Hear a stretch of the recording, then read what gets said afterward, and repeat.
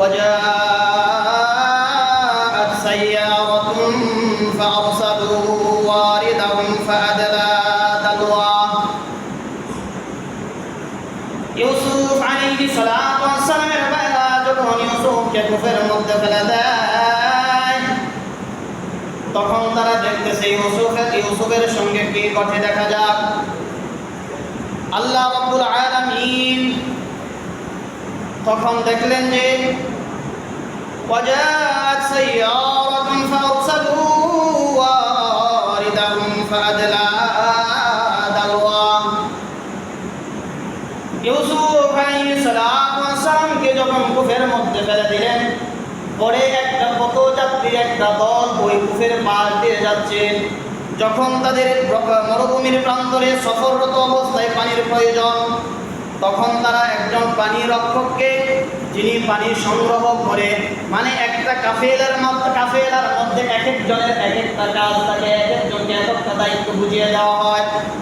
তখন একজন ব্যক্তিকে বললেন, যাও যাও ফাউসালু ওয়ারিদাহুম ফাআদলা দালওয়া, তুমি পানি নিয়ে আসো। পানি যখন আনতে গেলেন কুফের মধ্যে, যখন ফাআদলা দালওয়া, যখন তার বালতিটা কুফের মধ্যে ফেলে দিলেন, তখন হযরত ইউসুফ আলাইহিস সালাম বালতির মধ্যে লাগানো রশির মধ্যে শক্ত করে ধরলেন।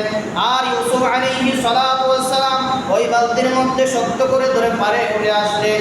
ওই পানির সংরক্ষক বলতেছেন, ক্বালা ইয়া বুশরা হাদা গুলাম, ক্বালা, যখন সে বলতেছে ইয়া বুশরা, ইয়া সাধারণত হয় হে, শাব্দিক অর্থ হয় হে, কিন্তু এখানে ইয়া হচ্ছে কি সুখবর, কি সুসংবাদ।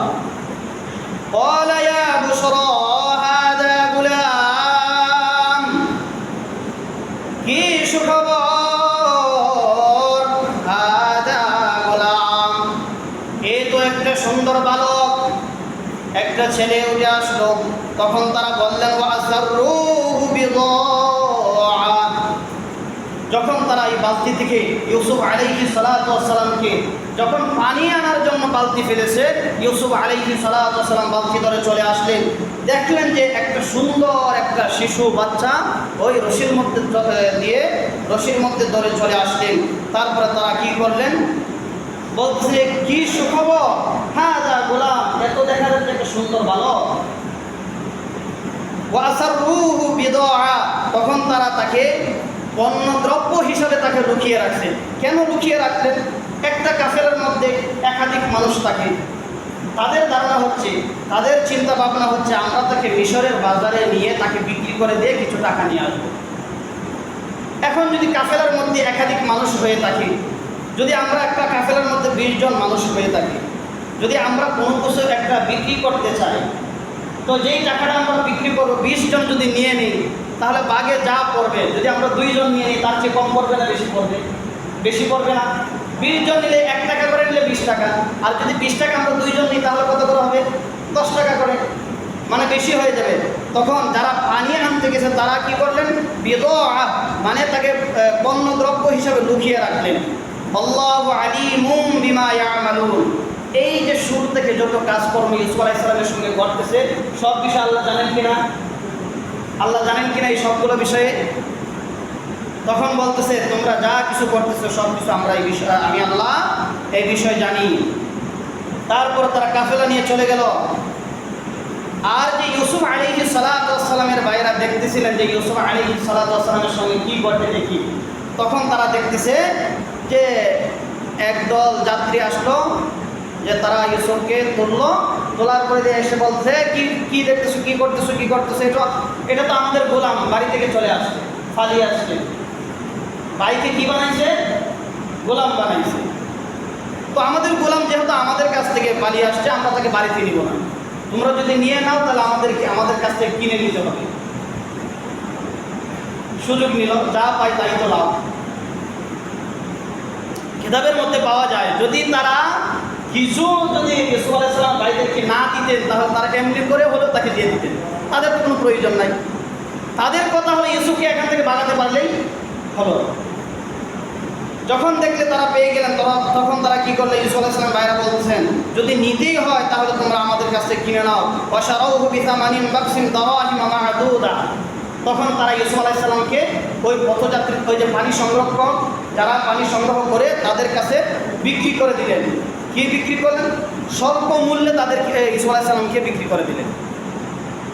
হাতে গোনা কয়েকটি দারাহিমা মা'দুদা, হাতে গোনা কয়েক দিরহামের বিনিময়। তাফসীরের মধ্যে পাওয়া যায় 20 দিরহামের বিনিময়ে ইউসুফ আলাইহিস সালামকে বিক্রি করে দিলেন, মাত্র 20 দিরহামের বিনিময়। ওয়া কানু ফীহি মিনাজ জাহিদিন। আর ইউসুফ সম্পর্কে তারা অজ্ঞ ছিলেন, ইউসুফ আলাইহিস সালাতু ওয়াস সালাম সম্পর্কে তারা অনাগ্রহী ছিলেন। আল্লাহ তাআলা ইউসুফ আলাইহিস সালামকে একজন নবী বানাবেন, তাকে স্বপ্নের ব্যাখ্যা শিক্ষা দিবেন, এই বিষয় তাদের জানা ছিল না। যার কারণে তারা কি করলেন? স্বল্প মূল্যে তাকে বিক্রি করে দিলেন। যখন তাই এইসব লোকেরা ইউসুফ আলাইহিস সালাতু ওয়াস সালামকে নিয়ে গেলেন, তখন তারা মিশরের বাজারে উঠাইলেন। وقال الذي اشتراه من مصر لامرأته أكرمي مثواه। যখন তারা ইউসুফ আলাইহিস সালাতু ওয়াস সালামকে মিশরের বাজারে তুললেন, তখন মিশরের বাদশা আজিজে মিশর এত সুন্দর যুবক দেখতে পেলেন বাজারের মধ্যে। ওই আজিজে মিশর ইউসুফ আলাইহিস সালাতু ওয়াস সালামকে ক্রয় করে নিলেন। যখন কিনে নিলেন, বাড়িতে নেওয়ার পরে তার বিবিকে বলতেছেন, লিমরাতিহি আকরিমি মাসওয়া। তার বিবিকে বলতেছেন, হে বিবি, তার বাসস্থানের জায়গাটা সুন্দর করো এবং সম্মানজনক করো। আসা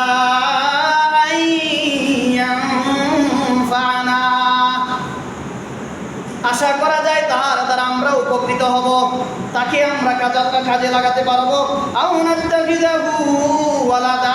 অথবা আমরা তাকে পুত্র হিসেবে গ্রহণ করব।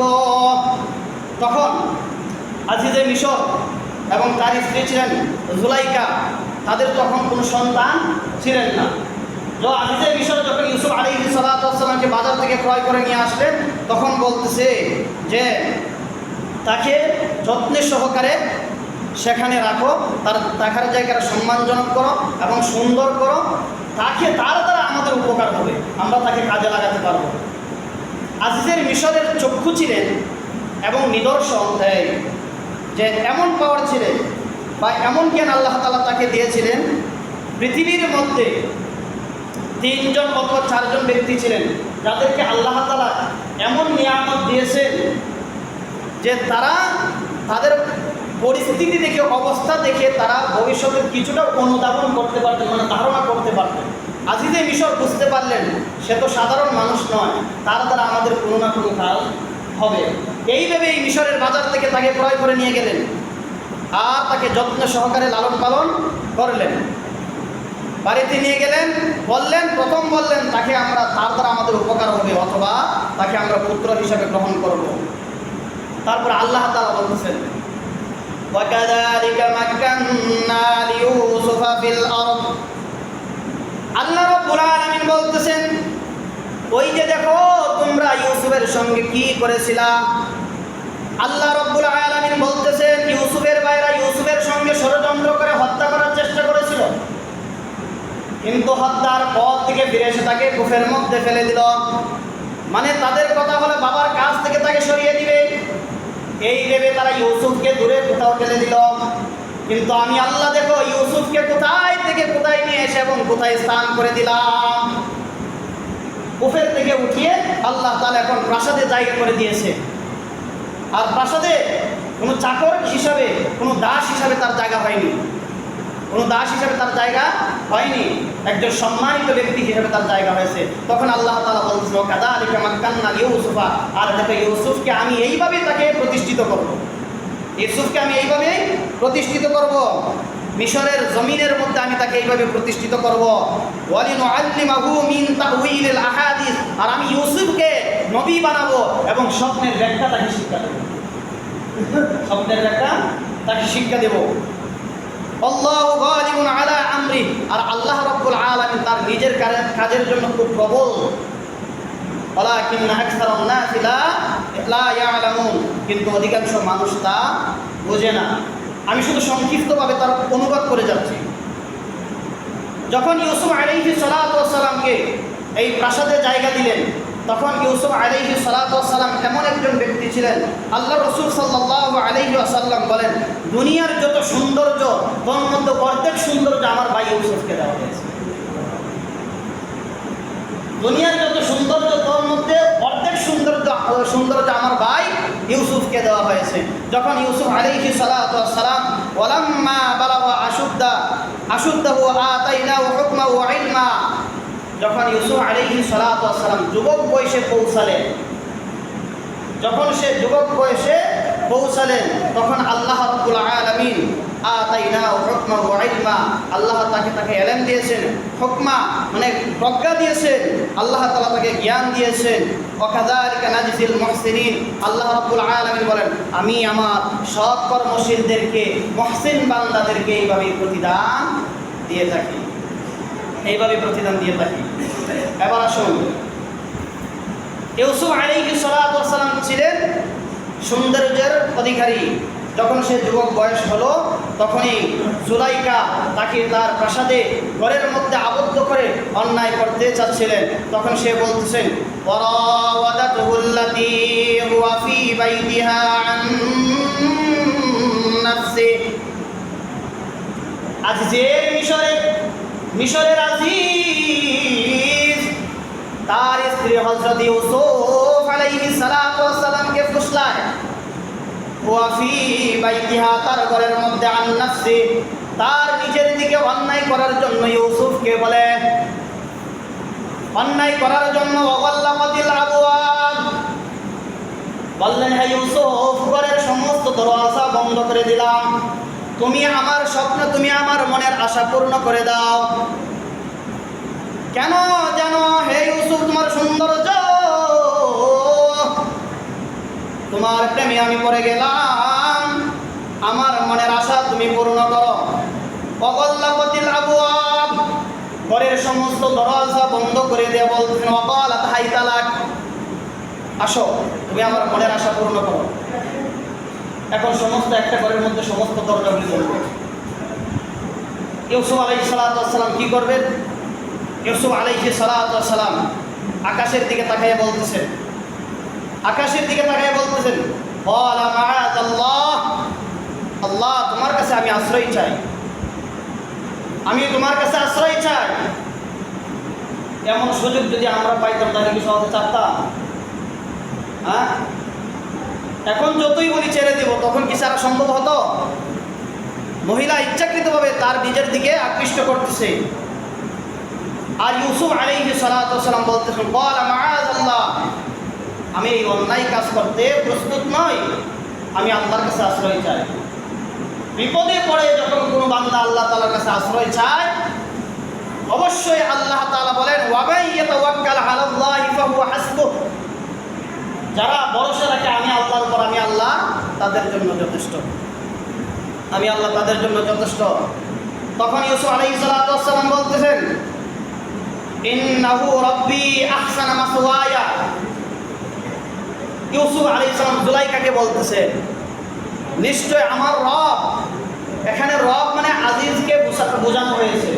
তখনকার সময়ে মিশরের মানুষেরা তাদের রাজা বাদশাহদেরকে রব বলে সম্বোধন করতেন। তখন ইউসুফ আলাইহিস সালাম বলতেছেন জুলাইকাকে, আপনার স্বামী মানে আমার রব, সে আমাকে বাজার থেকে ক্রয় করে আহসানা মাসওয়ায়া, সুন্দর বাসস্থান দিয়েছে, সুন্দর জায়গা করে দিয়েছে, আর আপনি হলেন তার আমানত, আমি কি করে তার আমানতের খেয়ানত করতে পারি? ইন্নাহু লা ইউফলিহুল যালিমুন, আর যারা আমানতের খেয়ানত করে তারা হচ্ছে জালেম, তারা হচ্ছে সীমা লঙ্ঘনকারী। আর ইন্নাহু লা ইউফলিহুল যালিমুন, নিশ্চয়ই সীমা লঙ্ঘনকারীরা কখনো সফল হয় না, সীমা লঙ্ঘনকারী কখনো সফল হয় না। আল্লাহ তাআলা বলতেছেন, ওয়ালাকাদ হাম্মাত বিহি, এই জুলাইকা ইউসুফ আলাইহিস সালাতু ওয়াস সালামের দিকে আকৃষ্ট হলেন, আসক্ত হয়েছে। ওয়াহুম বিহা লাউলা প্রতি আসক্ত হতেন যদি না তার রবের নিদর্শন দেন। ইউসুফও তার প্রতি আসক্ত হতেন যদি তার রবের নিদর্শন সে না দেখতে পেত। আর আল্লাহ রাব্বুল আলামিন বলেন, আর আমি এইভাবে কাযালিকা লিনাসরিফা আনহু সুআ ওয়াল ফাহশা, আমি এইভাবে ইউসুফকে এই মন্দ কাজ থেকে, অশ্লীল কাজ থেকে, ফাহেশা কাজ থেকে আমি তাকে এইভাবে ফিরিয়ে আনলাম, তাকে বিরত রাখলাম, এইভাবে তাকে আমি বিরত রাখলাম। ইন্নাহু মিন ইবাদিনাল মুখলাসিন, সে ছিল আমার নেক বান্দাদের মুখলেস বান্দা, তাদের মধ্যে সে ছিল একজন। তারপর আল্লাহ রাব্বুল আলামিন বলতেছেন, মানে তাদের এই ঘটনাটা আল্লাহ তাআলা এই কালামুল্লাহর মধ্যে সুন্দর করে তুলে ধরলেন। আল্লাহ তাআলা বলতেছেন, ফাসতাবাকাল বাবা ওয়া কদ্দার কামিসাহু মিন দুবুরিন ওয়া আলফা ইয়া সাইয়্যিদাহা লাদাল বাব। জুলাইকা বলতেছেন, ইউসুফ তুমি আমার মনের আশা পূর্ণ করো, এই দেখো সমস্ত দরজা আমি বন্ধ করে দিলাম, এখান থেকে তোমার বাঁচার কোনো পথ নাই। হ্যাঁ ইউসুফ, তুমি যদি আমার মনের আশা পূর্ণ না করো তাহলে তুমি এখান থেকে বের হতে পারবে না। ইউসুফ আলাইহিস সালাতু ওয়াস সালাম আকাশের দিকে তাকাইয়ে বলে, আমি আল্লাহ তোমার কাছে, আমি ইউসুফ তোমার কাছে আশ্রয় চাই। এই বলে ইউসুফ আলাইহিস সালাতু ওয়াস সালাম যখন অন্যায় করবে না, ওই অন্যায় থেকে ইউসুফ আলাইহিস সালাম দরজার দিকে দৌড়ায়, আর ওই দরজার দিকে দৌড়ায়, এক এক করে দরজা আল্লাহ তাআলা খুলে দিতেছে। ইউসুফ আলাইহিস সালামের পিছনে জুলাইখাও দৌড়ায়, দৌড়িয়ে যাবে কোথায়? দরজা তো বন্ধ, আমি তোমাকে ধরবো, আমি তোমাকে আটকাবো। এই ধরে ইউসুফ আলাইহিস সালামের জামার পিছন দিক থেকে টান করে ইউসুফ আলাইহিস সালামকে জামাটা ছেড়ে দিলেন। যখনই দেখলেন ওয়া আলফা ইয়া সাইয়্যিদাহা লাদাল বাব, দুজন দৌড়ে যখন দরজার সামনে গেলেন, দেখলেন আজিজে মিশর দরজার সামনে দাঁড়ানো। এখন তারা মুশকিলের মধ্যে পড়ে গেলেন। সঙ্গে সঙ্গে ইউসুফ আলাইহিস সালাম কি কথা বলবেন? জুলাইখার সাথে সাথে আগে কথা বলতেছেন যে তার ব্যাপারে আপনি কি করবেন, যে আপনার পরিবারের সঙ্গে কুকর্ম করতে চান। আচ্ছা, এখন আপনাদেরকে আমি প্রশ্ন করি, বলুন তো, এই যে জুলাইখা বললেন যে আপনার পরিবারের সঙ্গে সে কুকর্ম করতে চায়, জুলাইখার কথা কি এখানে সত্য না মিথ্যা? সত্য না মিথ্যা? কথা বোঝেননি মনে হয়। সে পুষলালো ইউসুফকে বিপদে ফেলার জন্য, যখনই স্বামীকে পেয়েছে তখন দোষ গেল কার উপরে? ইউসুফের উপরে। তাহলে জুলাইখা কি মিথ্যা কথা বললো না? তখন সে বলতেছেন, দেখলেন যে জামাটা পিছন দিক থেকে ছিঁড়ে ফেললেন। ওয়া আলফা ইয়া সাইয়্যিদাহা লাদাল বাব, যখন দেখলেন আজিজে মিশর সামনে দাঁড়ানো, তখন সে বলতেছেন, ক্বালাত মা জাযাউ মান আরাদা বিআহলিকা সুআ, তার ব্যাপারে আপনি কি বলবেন যে আপনার পরিবারের সঙ্গে কুকর্ম করতে চায়? মুশকিলের মধ্যে পড়লেন। ইল্লা আইয়ুসজানা আও আযাবুন আলীম, তাকে জেলখানা বন্দি করা অথবা তাকে কঠোর শাস্তি দেওয়া, তার ছাড়া ওই ব্যক্তির শাস্তি আর কি হতে পারে? জুলাইখা আবদার করলেন, হয় তাকে জেলখানায় বন্দি করেন, আর নয়তো তাকে কি করেন, যে কোনো কঠিন শাস্তি দেন। দোষ কার উপর চাপাইছে? ইউসুফ আলাইহিস সালামের উপর দোষ চাপাইছে। তখন এখান থেকে আপনার আমার একটা শিক্ষা হলো, যখন আপনি সত্যের পথে থাকবেন, যদি কেউ আপনার উপর দোষারোপ করে তখন সঙ্গে সঙ্গে আপনাকে উত্তর দিতে হবে, নয়তো সেখানে আপনি দোষী বলে সাব্যস্ত হবেন। ইউসুফ আলাইহিস সালাম এই পর্যন্ত কোনো কথা বলেননি, সঙ্গে সঙ্গে তখন উত্তর দিলেন তিনি, ক্বালা হিয়া রাওয়াদাতনি আন নাফসি, আরে আমি তো তার সঙ্গে কুকর্ম করতে চাইনি, সে নিজে আমাকে দোষ দিয়েছে, তার সঙ্গে আমি কুকর্ম যেন করি। এখানে আমার দোষ নয়, এখানে জুলাইখা দোষী, সে অন্যায় করেছে। ইউসুফ আলাইহিস সালাম বললেন, তখন আজিজে মিশর বললেন বিপদের মধ্যে, সত্য কার কথাটা মেনে নেব? ইউসুফ এখানে কি দোষী নাকি জুলাইখা দোষী? কে নির্দোষ? কি করবে? তখন এদের মধ্যে, এই পরিবারের মধ্যে একজন, তাফসীরের মধ্যে পাওয়া যায় যে ওয়াশাহিদা শাহিদুম মিন আহলিহা, ওই পরিবারের মধ্যে একজনকে পাওয়া যায় যে তাদের মধ্যে একটা শিশু বাচ্চা ছিল, এই শিশু বাচ্চা এখানে সাক্ষী দিবেন। দুধের বাচ্চা কথা বলতে পারে? দুধের বাচ্চা কথা বলতে পারে কি? আল্লাহ বলাইলে পারে কিনা? এমনিতে দুধের বাচ্চা কথা বলতে পারে না, কিন্তু আল্লাহ বলাইলে পারে কিনা? আজ যে মিশর যখন কোনো সিদ্ধান্তে পৌঁছাতে পারে না, আরে কিভাবে সিদ্ধান্ত পৌঁছাবে? ইউসুফ বলতেছে জুলাইকা দোষী, জুলাইকা বলতেছে ইউসুফ দোষী, তাহলে আমি কিভাবে এই সমস্যার সমাধান করব? তখনই এক বাচ্চা তাদের পরিবারের মধ্যে সাক্ষ্য দেয় যে ইনকানা কমিসুহু কুদ্দা মিন কুবুল। ওই শিশু বাচ্চা বলতেছেন, ইউসুফের জামাটা যদি সামনের দিক থেকে ছেঁড়া হয় তাহলে তাহলে ওই মহিলা হচ্ছে সত্যবাদী, ওহুয়া মিনাল কাযিবিন, আর ইউসুফ হলো মিথ্যাবাদী এবং মৃত্যুদের অন্তর্ভুক্ত। আর যদি ওয়াইন কানা কমিসুহু কুদ্দা মিন দুবুরিন, আর যদি ইউসুফের জামাটা পিছন দিক থেকে ছেঁড়া হয় তাহলে মিন দুবুরিন, যদি পিছন দিক থেকে ছেঁড়া হয় ক্বালা ইন্নাহু, তখন সে বলতেছেন ফাকাযাবাত ওয়া হুয়া মিনাস সাদিকিন, তাহলে জুলাইকা হলো মিথ্যাবাদী আর ইউসুফ হলো সত্যবাদী। সমাধান দিলেন কিনা? এখন আপনি দেখেন ইউসুফের জামাটা কোন দিক থেকে ছেঁড়া, পিছনের দিক থেকে নাকি সামনের দিক থেকে? তখন আল্লাহ তাআলা এই ঘটনা কত সুন্দর করে তুলে ধরলেন। তখন আজিজে মিশর সিদ্ধান্ত পৌঁছাতে হলে এটাই হচ্ছে সমস্যার সমাধান। আপনি যখন দৌড়াবেন, আমি যখন আপনাকে ধরতে যাব, তখন কি আপনার সামনের দিক ধরবো নাকি পিছন দিক? কথা কি বুঝতে পেরেছে? আমি যখন আপনার পিছনে তাড়া করব, যখন আমি আপনাকে ধরবো, তখন কি আপনার সামনের দিক ধরবো না পিছন দিক ধরবো? পিছন দিক। আর যদি আমি আপনাকে ধরতে চাই, মানে আমাকে যদি আপনি ধরতে চান এদিকে এসে, তাহলে আপনি কি আমার পিছন দিক ধরবেন না সামনের দিক? সামনের দিক। তাহলে সমস্যার সমাধান এই কোরআনের মধ্যে আল্লাহ তাআলা বলতেছেন ওয়াইন কানা কমিসুহু কুদ্দা মিন ফালাম্মা রাআ কমিসাহু, আল্লাহ রাব্বুল আলামিন কত সুন্দর করে এই কথাটা তুলে ধরলেন।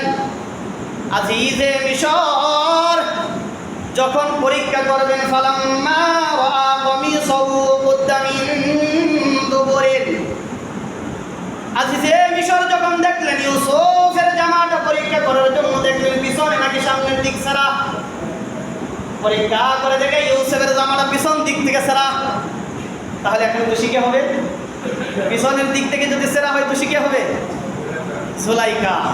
যখন দেখলেন পিছন দিক থেকে জামাটা ছেঁড়া, তখন দোষী সাব্যস্ত কে হয়ে গেল? জুলাইকা।